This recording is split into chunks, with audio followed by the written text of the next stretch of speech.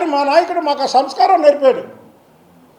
మీలాగా అరే ఒరే అని. కానీ మొన్న ఒకసారి ప్రెస్ మీట్లో చూశా, సిగ్గు లజ్జ ఉందా చంద్రబాబు నాయుడుగా అన్న. ఎంత తప్పు మాట అండి అది.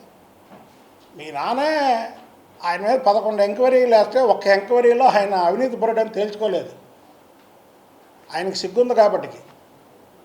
సిగ్గు లజ్జ లేని వాళ్ళే జైలుకి వెళ్తారు. సిగ్గు లజ్జ ఉన్న వాళ్ళు ఎవరు కూడా వెళ్ళరు. ఒకవేళ వెళ్ళా అక్రమ అరెస్టులే అయ్యి.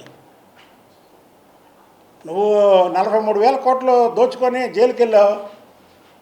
ఆంధ్రప్రదేశ్లోనే నిరసన తెలియజేయలేదు కదా నీకు. చంద్రబాబు గారిని అక్రమ అరెస్ట్ చేయబట్టే కదా 109 దేశాల్లో నిరసనలు తెలియజేశారు. కాబట్టికి నిన్న అతను చేసింది రైతుల మీద దండయాత్ర. అతను రైతులు అక్కడ బాధల్లో ఉంటే పోలీసులు ఇచ్చుకొని, బైక్ ర్యాలీలు పెట్టుకొని, కారు ర్యాలీ పెట్టుకొని, జెండాలు ఊపుకొని ఇది వెళ్ళడం అంతా కూడా తప్పుగా భావిస్తున్నాము. ప్రజలు దీన్ని ముక్త కంఠంతో ఖండించాలి. ఇలాంటి విపత్తులు వచ్చినప్పుడు వాళ్ళకి సానుభూతిగా వెళ్ళి పలకరించాలే తప్ప ఇలాంటి పనులు చేస్తే ఎవరూ సహించరు. నువ్వు ఇలాగే నీ నడవడిక మార్చుకోకుండా ఇలాగే వెళ్తే నువ్వు వచ్చేసారి ఈ 11 సీట్లు కూడా రావని తెలియజేస్తాను. రైతులను పరామర్శించరు అదా? రైతులను పరామర్శించేది అదా? చంద్రబాబు నాయుడు గారు భద్రత పక్కన పెట్టుకొని ఆయన పక్కన తీసి సింగల్కి వెళ్ళి మాట్లాడాడు ఆయన. ఇదా వెళ్ళడం? పోనీ చంద్రబాబు నాయుడు గారు ఎప్పుడైనా వెళ్ళాడా? మీ విజువల్స్ పార్టీ చూపించండి.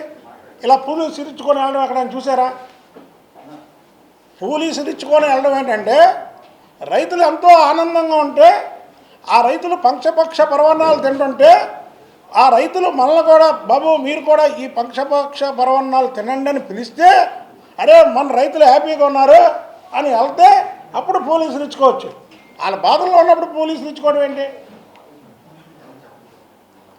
అవగాహన లేని రాజకీయ నాయకుడు జగన్మోహన్ రెడ్డి.